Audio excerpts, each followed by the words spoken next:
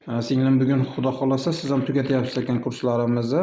Uch shoxli nerv nevralgiyasi bilan kelgan ekansiz a? Qanaqa o'zgarishlar bo'ldi? Hozirda uch shoxli nerv qiynayaptimi sizni yo'qmi? Og'riqlar qanaqa holatda? Yo'q, men rosa og'riq bilan kelgandim. Boshlarim qattiq og'rir edi. Kelganimda Xudoga shukr, hozir mana tugatyapman. Yaxshi, boshlarimda og'riq yo'q. Yaxshi bo'lib qoldi.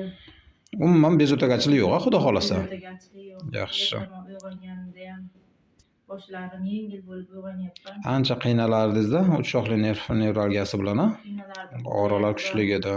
Uyg'onganimda ham og'riqni doim sezib uyg'onardim. Alloh shifosini bersin. Xo'p, ikkala qo'l tirsak og'riqlarimizchi? Qo'llarim ham yaxshi bo'lib qoldi. Qo'llarim ham og'rimayapti.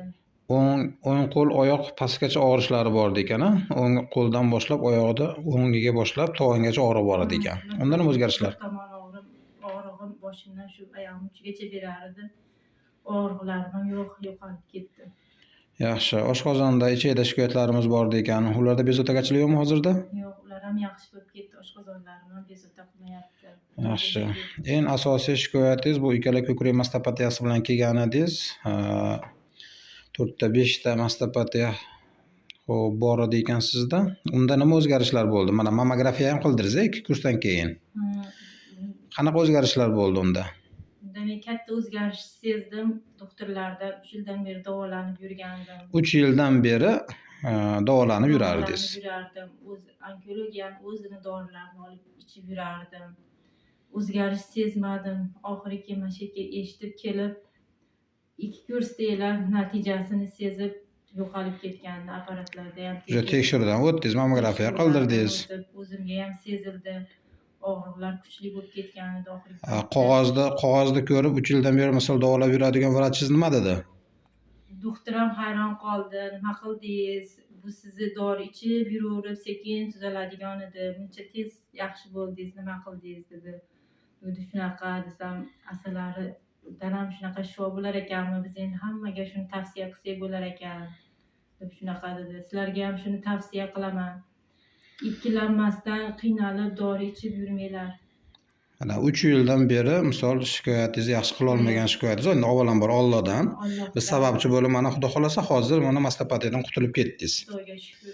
Endi bu kasallik juda yomon kasallik olib kelishi mumkin edi. Mana u narsalarni xudo xolasa ko'rmasdan qutulib ketdingiz. Alloh shifosini bersin. Sizga ham rahmat. Salomat bo'linglar. Xo'p, buyrak og'riqlarimiz, piyola nefrit bor ekan. Buyrakda qanaqa o'zgarishlaringiz?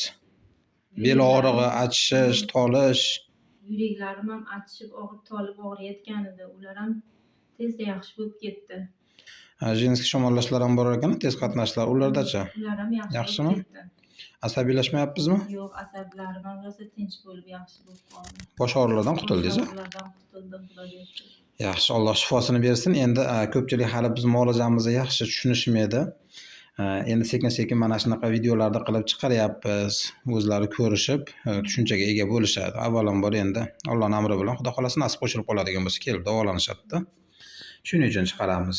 Xudoga shukr, menga o'xshab qiynalib yurganlar bo'lsa, kelaveringlar, eshitdinglar mana shunaqalarni, mana shu qiynalib yurishmasin deb, o'zimiz mana shu ovoz berib, doktorga o'zimiz beryapmiz, qiynalib yurishmasin bizga o'xshab. Tushuncha bo'lishligi uchun gapirib beryapsizlar. Yordam bo'lsin deb qilyapmiz.